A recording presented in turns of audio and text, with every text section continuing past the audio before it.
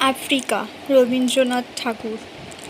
উদ্ভ্রান্ত সেই আদিম যুগে স্রষ্টা যখন নিজের প্রতি অসন্তোষে নতুন সৃষ্টিকে বারবার করছিলেন বিধ্বংস, তার সেই অধৈর্যের ঘন ঘন মাথা নাড়ার দিনে রৌদ্র সমুদ্রের বাহু প্রাচী ধরিত্রীর বুকের থেকে ছিনিয়ে নিয়ে গেল তোমাকে আফ্রিকা, বাঁধলে তোমাকে বনস্পতির নিবিড় পাহারায়, কৃপণ আলোর অন্তঃপুরে।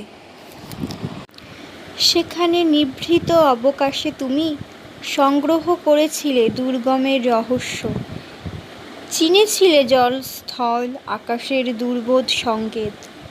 প্রকৃতি দৃষ্টি অতীত জাদু মন্ত্র জাগাচ্ছিল তোমার চেতনাতীত মনে। বিদ্রূপ করেছিলে ভীষণকে বিরূপের ছদ্মবেশে, শঙ্কাকে চাচ্ছিলে হার মানাতে।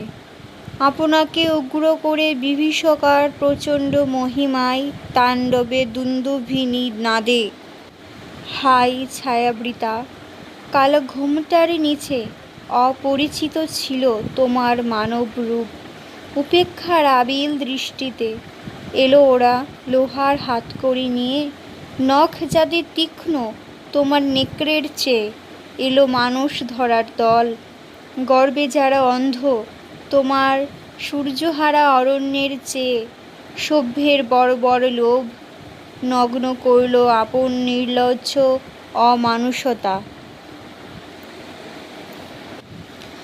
তোমার ভাষাহীন ক্রন্দনে বাষ্পাকুল অরণ্য পথে পঙ্কিল হলো ধূলি তোমার রক্তে অশ্রুতে মিশে। দস্যু পায়ের কাটা মারা জুতোর তলায় বীভৎস কাদার পিণ্ড চিরচিহ্ন দিয়ে গেল তোমার অপমানিত ইতিহাসে। সমুদ্র পাড়ে সেই মুহূর্তেই তাদের পাড়ায় পাড়ায় মন্দিরে বাজছিল পূজার ঘণ্টা। সকালে সন্ধ্যায় দয়াময় দেবতার নামে শিশুরা খেলছিল মায়ের কোলে। কবির সঙ্গীতে বেজে উঠেছিল সুন্দরের আরাধনা। আজ যখন পশ্চিম দিগন্তে প্রসূতকালে ঝঞ্ঝা বাতাসে রুদ্ধশ্বাস, যখন গুপ্ত গহ্বর থেকে পশুরা বেরিয়ে এলো অশুভ ধ্বনিতে ঘোষণা করল দিনের অন্তিমকাল, এসো যুগান্তের কবি, আসন্ন সন্ধ্যার শেষ রশ্মিপাতে দাঁড়াও ওই মানহারা মানবীর দ্বারে, বলো ক্ষমা করো। হিংস্র প্রলাপের মধ্যে সেই হোক তোমার সভ্যতার শেষ পুণ্যবাণী।